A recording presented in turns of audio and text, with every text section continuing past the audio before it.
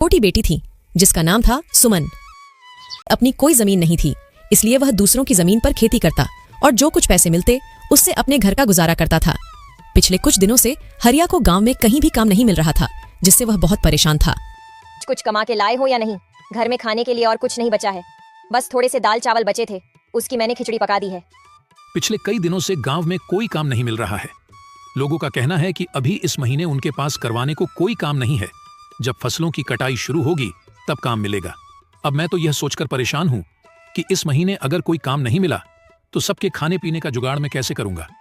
आप चिंता मत करो, भगवान हमारी मदद जरूर करेंगे। चलिए खाना खा लीजिए, ठंडा हो रहा है। खाना खा लेते हैं, तभी उनके दरवाजे पर एक संत की दस्तक होती है। कोई तो कुछ खाने को दे दो, भगवान तुम्हारा भला करेगा। संत की आवाज सुनकर हरिया और उसकी पत्नी बाहर आते हैं। बेटा, क्या तुम्हारे पास खाने को कुछ है? बाबा, हमारे पास तो खुद के खाने के लिए भी ठीक से खाना नहीं हो पाता, हम आपको कहां से देंगे। थोड़ी सी खिचड़ी पकाई थी, वह भी मैं अभी खा लिया हूं। अब हमारे पास कुछ भी नहीं है। बाबा, अभी मेरे हिस्से का खाना बचा हुआ है, मैं उसे अभी लेकर आती हूँ।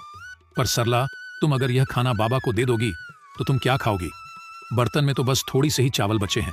आप इसकी चिंता मत कीजिए, मैं भूखी रह लूंगी, लेकिन अपने घर के आंगन से मैं किसी संत को भूखा नहीं जाने दे सकती, इससे मुझे पाप लगेगा। ठीक है सरला, जैसी तुम्हारी इच्छा। सरला अपने हिस्से का खाना लाकर बाबा को दे देती है और बाबा उस खाने को खा लेते हैं। तुमने मेरी भूख मिटाई है, मैं तुम्हारा बहुत आभारी हूँ। एक भूखे व्यक्ति को खाना खिलाना सच में पुण्य का काम होता है, और यह पुण्य तुमने आज कमा लिया है बेटी। मेरे पास तुम्हें देने को कुछ नहीं है, लेकिन यह एक अंगूठी है, इसे अपने पास रखो, ये तुम्हारी बहुत मदद करेगी। पर याद रखना, रात के समय इसे मत पहनना, रात में इसकी शक्ति बढ़ जाती है जो तुम्हारी उंगली सहन नहीं कर पाएगी। धन्यवाद बाबा, हम आपकी आज्ञा का पालन करेंगे। संत के जाने के बाद हरिया अंगूठी को देखकर सरला से कहता है, इस अंगूठी में ऐसा क्या है जो बाबा ने हमें इसे देने के लिए चुना? शायद ये हमारे अच्छे कर्मों का फल है। आपने सुना तो होगा ना, हमारे अच्छे और बुरे कर्मों का फल हमें जरूर मिलता है। चलिए अब अंदर चलते हैं। पर सरला, अपने हिस्से का खाना तो तुमने बाबा को दे दिया, अब तुम क्या खाओगी? काश हमारे पास थोड़े से और चावल होते। जैसे ही हरिया यह बात कहता है, अंगूठी में एक चमक सी उठती है और हरिया के सामने तुरंत एक चावल की प्लेट आ जाती है। सरला, यह देखो, जैसे ही मैंने चावल का नाम लिया, यहाँ चावल प्रकट हो गया। यानी कि यह अंगूठी सच में जादुई है, इससे हम कुछ भी खाने को मांग सकते हैं। अरे वाह, ये तो बहुत अच्छी बात है। तो आप इससे थोड़ी पूरी सब्जी मांगे ना, मेरा काफी दिन से पूरी सब्जी खाने का मन कर रहा था। ठीक है सरला, मैं अभी मांग कर देखता हूँ। हे अंगूठी, हमें थोड़ी सी पूरी सब्जी दे दो। हरिया के कहते ही फिर से अंगूठी में एक चमक सी उठती है और हरिया के सामने पूरी सब्जी की प्लेट आ जाती है। उसको देखकर सरला और हरिया बहुत खुश हो जाते हैं। अरे वाह, कितने दिनों बाद आज पूरी सब्जी देखने को मिली है। चलो अब हम सब बैठकर इसे खाते हैं। ऐसे वह सभी उस दिन भर पेट भोजन करते हैं। अगले दिन सुबह सभी तैयार हो जाते हैं। फिर हरिया अंगूठी से कुछ पैसे मांगता है और उसके हाथ में पैसे आ जाते हैं और फिर वह सब मेले की ओर निकल पड़ते हैं। उस गांव में हर साल एक बहुत बड़ा मेला लगता था, जिसमें दूर दूर के गांव से व्यापारी आते थे। उस मेले में तरह तरह की चीज मिलती थी।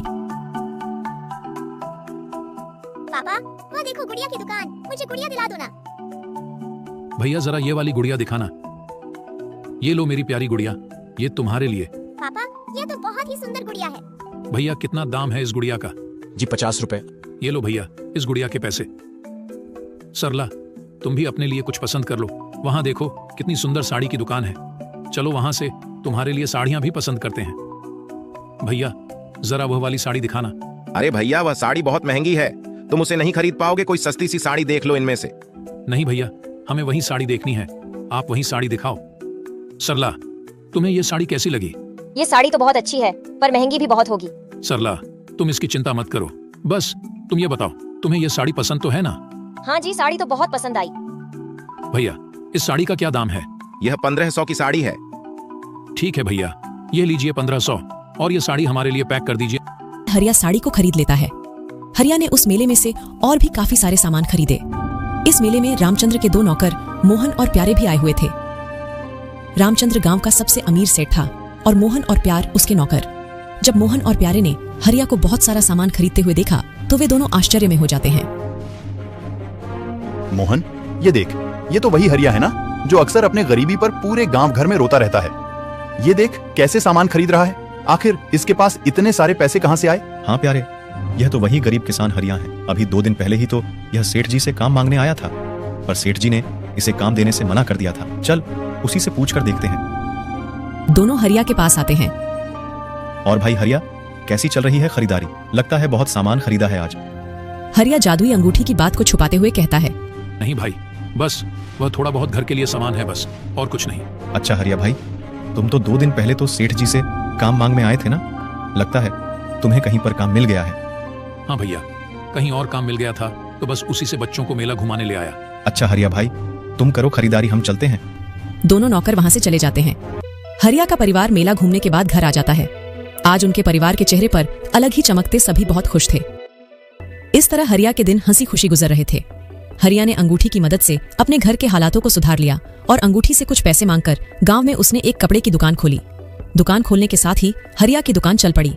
उसकी दुकान पर तरह तरह के कपड़े थे, एक से बढ़कर एक। यह सब हरिया ने उस अंगूठी की मदद से हासिल किए थे। नए नए डिजाइन के कपड़े होने की वजह से हरिया की दुकान पर अक्सर ही लोग की भीड़ रहा करती थी। अब यह बात धीरे धीरे पूरे गांव भर में फैल रही थी कि हरिया जो कितना गरीब था, वह अचानक से अमीर हो गया है और उसने गांव में एक बहुत बड़ी कपड़े की दुकान खोली है। अरे भाई, मैंने सुना है कि हरिया ने गांव में कोई दुकान खोली है। हाँ भाई, मैंने भी सुना है हरिया ने बहुत बड़ी दुकान खोली है। अरे भाई, मैं तो उसकी दुकान को देखकर भी आया हूँ। हरिया ने वाकई में बहुत बड़ी दुकान खोली है और उसके पास नई नई प्रकार के कपड़े हैं।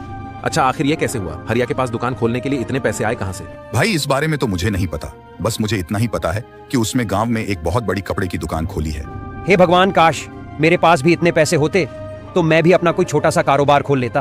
अरे भाई, पैसे नहीं है तो तुम अब हरिया से उधार ले लो। हरिया दिल का बहुत नेक इंसान है, वह तुम्हें जरूर उधार दे देगा। हाँ, तुम ठीक कहते हो, मैं हरिया से एक बार बात करके देखता हूँ। यार, कुछ पैसे तो मुझे भी चाहिए थे। मुझे भी अपना छोटा सा कारोबार शुरू करना है। क्यों ना हम कल हरिया से बात करके देखें? क्या पता हरिया ही हमारी कुछ मदद कर दे। वह लोग इतनी बातें कर ही रहे थे, तभी उन्होंने देखा कि हरिया वहीं से गुजर रहा था। रामू ने हरिया को आवाज लगाई, अरे हरिया भाई, कहाँ जा रहे हो? कहीं नहीं भाई, बस तुम्हारे पास ही आ रहा था। बहुत दिन हो गए थे तुमसे मिले, सोचा तुमसे भी मिलता आऊं। हरिया भाई, मैंने सुना है कि तुमने कपड़े की बहुत ही बड़ी दुकान खोली है। हाँ भाई, बस इसी बारे में मैं तुम्हें बताने आया था। मैंने एक कपड़े की दुकान खोली है और अब उस दुकान से मेरी अच्छी कमाई हो रही है। पर तुमने दुकान कैसे खोली? तुम्हारे पास इतने पैसे कहाँ से आए? देखो, हरिया उन सबको जादुई अंगूठी के बारे में सारी बात बता देता है। जादुई अंगूठी? सच में तुम्हारे पास जादुई अंगूठी है और तुमने उसी से वह दुकान खोली है? हाँ, मैंने उसी से वह दुकान खोली है और मैं यहाँ तुम्हारे पास इसलिए आया हूँ कि तुम भी अगर अपना कोई कारोबार शुरू करना चाहते हो तो बेझिझक आकर तुम मुझसे पैसे ले सकते हो। मैं तुम्हें कारोबार खोलने के लिए पैसे दूंगा। अरे हरिया भाई, ये बात कहकर तो तुमने हमारा दिल ही जीत लिया। ठीक है हरिया भाई, हम किसी को नहीं बताएंगे। इस तरह हरिया ने गांव वालों की मदद की और सभी को कारोबार खोलने के लिए पैसे दिए। अब गांव के लोगों ने भी अपना अपना कारोबार खोला। अब यह बात धीरे धीरे गांव के अमीर सेठ रामचंद्र तक भी पहुंच जाती है। मोहन और प्यारे, यह मैं क्या सुन रहा हूँ? हमारे गांव में रहने वाले गरीब हरिया ने गांव में बहुत बड़ी कपड़े की दुकान खोल ली है। यह तो वही हरिया है ना जो कुछ दिन पहले मेरे पास काम मांगने आया था। तो फिर इसके पास अचानक से इतने सारे पैसे कहां से आए? हाँ सेठ जी, हम भी यही सोचकर हैरान हैं। थोड़े दिन पहले हमने उसे मेले में देखा था, बहुत सारे सामान खरीद रहा था, जैसे इसके पास अचानक से बहुत सारे पैसे आ गए हों। और अब सुनने में आ रहा है कि गांव में उसने एक नई दुकान खोली है। हाँ सेठ जी, मैंने तो देखा भी है, बहुत ही सुंदर दुकान है उसकी। एक से एक डिजाइन के कपड़े हैं उसकी दुकान में। मोहन, जरा पता तो कर, आखिर उस गरीब हरिया के पास इतने सारे पैसे कहां से आ रहे हैं? आखिर ऐसी कौन सी लॉटरी लगी है उसके हाथ में जो कुछ ही दिन में वह इतना माला माल हो गया है? रामचंद्र की कहे अनुसार उसके दोनों नौकर अब हरिया पर नजर रखने लगते हैं। हरिया कब जाता है, कब घर आता है, इन सब पर उन दोनों आदमियों की नजर थी। एक दिन जब हरिया रात के समय घर आता है, तब में दोनों आदमी चुपके से उसके घर के पास खड़े हो जाते हैं। वह देखते हैं कि रामू अपने हाथ में से अंगूठी निकाल रहा है और अपनी पत्नी से कह रहा है, सरला, अभी मैं इस अंगूठी को निकाल देता हूँ। काफी रात हो गई है, सुबह इसे पहन लूंगा। वैसे भी अब हमारे पास भगवान का दिया सब कुछ है। अब इस अंगूठी से हमें और कुछ नहीं चाहिए। मुझे लगता है अब इस अंगूठी को हमें संभाल कर रख देना चाहिए, क्योंकि अब मेरा कारोबार भी काफी अच्छा चल रहा है। तो अभी हमें इस अंगूठी की जरूरत नहीं है। मैं सोच रहा हूँ कि इस अंगूठी को मुझे किसी जरूरतमंद को दे देना चाहिए, जो मेरी ही तरह गरीब और ईमानदार हो, जो इस अंगूठी का सही इस्तेमाल करे। हाँ जी, आप बिल्कुल सही कह रहे हैं। यह अंगूठी हमें किसी ऐसे ही इंसान को देनी चाहिए। रामचंद्र के दोनों नौकर यह सारी बात रामचंद्र को बताते हैं। हाँ सेठ जी, उनके पास एक अंगूठी है, उसके बारे में वह लोग बातें कर रहे थे कि उस अंगूठी ने उनकी किस्मत बदल दी। अच्छा, तो ये बात है, लेकिन एक अंगूठी की वजह से ऐसा कैसे हो सकता है? क्या वह कोई जादुई अंगूठी है? क्या उस अंगूठी ने हरिया को पैसे दिए हैं? जाओ इसका पता लगाओ। अगले दिन फिर वह दोनों आदमी चुपके से हरिया के घर आते हैं और हरिया और उसकी पत्नी की बातचीत को सुनते हैं। सुनिए, मुझे एक बहुत ही सुंदर गुलाबी रंग की साड़ी चाहिए। आप इस अंगूठी से मांग लीजिए ना। तुम्हारे पास इतनी सारी साड़ियाँ तो है, फिर तुम्हें गुलाबी रंग की साड़ी क्यों चाहिए? और दुकान में भी काफी सारी साड़ियाँ रखी है, जाकर दुकान में से पसंद कर लो। नहीं, मेरे पास एक भी गुलाबी रंग की साड़ी नहीं है और मुझे एक ऐसी साड़ी चाहिए जो अभी तक दुकान में भी नहीं है। आप इस अंगूठी से गुलाबी रंग की साड़ी मांग कर देखिए ना। हरिया अंगूठी से गुलाबी कलर की साड़ी मांगता है और गुलाबी कलर की साड़ी प्रकट हो जाती है। यह देखकर दोनों नौकर बहुत आश्चर्य में हो जाते हैं और यह बातें जाकर वह दोनों रामचंद्र सेठ को बताते हैं। अच्छा, तो उस हरिया ने अंगूठी के सामने साड़ी बोला और अंगूठी में साड़ी निकल आई। अब तो पक्का हो गया है, वह कोई जादुई अंगूठी है। तुमने कहा था कि रात के समय वह हरिया अंगूठी को अपने उंगली में से निकाल देता है। हाँ सेठ जी, वह अंगूठी को निकालकर अपने टेबल पर रख देता है। तो ठीक है, उस अंगूठी को हासिल करने का सबसे सही वक्त रात का है। मैं रात को ही उस हरिया के घर जाऊंगा। ऐसा सोचकर रामचंद्र रात के समय चुपके से हरिया के घर पहुंच जाता है। रात के समय वह अंगूठी का तेज बहुत ज्यादा था, वह अलग ही चमक रही थी। अरे वाह, इस अंगूठी की चमक तो देखो, कितनी जगमगा रही है। आखिरकार यही है वह जादुई अंगूठी जिससे यह हरिया अमीर हुआ है। अब मैं अंगूठी को अपने घर ले जाऊंगा और इस अंगूठी की मदद से गांव का सबसे अमीर आदमी बन जाऊंगा। यह सोचकर रामचंद्र उस अंगूठी को वहां से लेकर घर आ जाता है और उस अंगूठी को हाथ में पहनकर अंगूठी से बहुत सारे सोने के सिक्के मांगता है। हे अंगूठी, मुझे बहुत सारे सोने के सिक्के दे दो, इतने सोने के सिक्के कि मैं रातों रात अमीर बन जाऊं। जैसे ही रामचंद्र ऐसा कहता है, उसकी उंगली पर लाल निशान पड़ जाते हैं और उसे काफी जलन होने लगती है। रामचंद्र दर्द से कहराते हुए उस अंगूठी को फेंक अस्पताल की ओर भागता है। रामचंद्र अस्पताल पहुंचता है और डॉक्टर को अपना हाथ दिखता है। यह कैसे हुआ? इतनी ज्यादा चोट तुम्हें कैसे आई? तुम्हारा हाथ तो पूरी तरह से घायल है। मैं अभी इसकी पट्टी कर देता हूँ। डॉक्टर रामचंद्र के हाथों की पट्टी कर देता है और उससे कहता है, देखो, मैंने तुम्हारी पट्टी तो कर दी है, पर तुम्हारे हाथों के जख्म बहुत गहरे हैं। इसे ठीक होने में कम से कम 2 महीने का समय लग जाएगा और 2 महीने तक तुम्हें अपने हाथों का ध्यान रखना होगा। यह सुनकर रामचंद्र बहुत दुखी होता है। यह सब उस अंगूठी की वजह से हुआ है। न मैं उस अंगूठी को चुराता और न ही मेरे हाथ का यह हाल होता। इतनी जलन हो रही है मेरे हाथ में, क्या बताऊं। अगर मैं ज्यादा पैसे का लालच ना करके उस अंगूठी को ना लिया होता तो आज मेरे हाथों की ऐसी हालत नहीं होती। रामचंद्र उस अंगूठी को हरिया को वापस करने जाता है। यह लो हरिया अपनी अंगूठी। कुछ वक्त के लिए मेरे मन में इस अंगूठी के प्रति लालच आ गया था, पर इस अंगूठी ने मुझे अच्छा सबक सिखाया है। अब यह अपनी अंगूठी तुम अपने पास रखो, मुझे इसकी जरूरत नहीं। अब अंगूठी हरिया के पास वापस आ चुकी थी।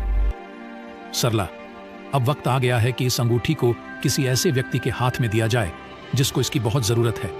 हमें जल्द ही ऐसे व्यक्ति की तलाश करनी होगी। जी हाँ, आप बिल्कुल सही कह रहे हैं। अब इस अंगूठी को किसी गरीब को देने का सही वक्त आ गया है। वह लोग यह बातें कर ही रहे थे कि तभी उनके घर पर एक गरीब बूढ़ा व्यक्ति आता है। कोई तो कुछ खाने को दे दो, भगवान तुम्हारा भला करेगा। सरला बूढ़े व्यक्ति के लिए खाना लाती है। बूढ़ा व्यक्ति खाना खाता है। खाना खाने के बाद हरिया उस बूढ़े व्यक्ति को वह जादुई अंगूठी दे देता है और उस जादुई अंगूठी की सारी शक्तियों के बारे में भी बता देता है। बूढ़ा आदमी बहुत खुश होकर वहां से चला जाता है। थोड़ी दूर जाकर वह बूढ़ा आदमी वापस अपने संत के रूप में आ जाता है। वह बूढ़ा आदमी और कोई नहीं बल्कि वही संत था जिसने हरिया को वह जादुई अंगूठी दी थी और वह अब अपनी अंगूठी वापस लेने आया था। हरिया का जीवन अब सुधर चुका था। हरिया ने उस अंगूठी की मदद से अपने जीवन को ही नहीं सुधरा बल्कि गांव के लोगों के जीवन को भी बेहतर बनाया।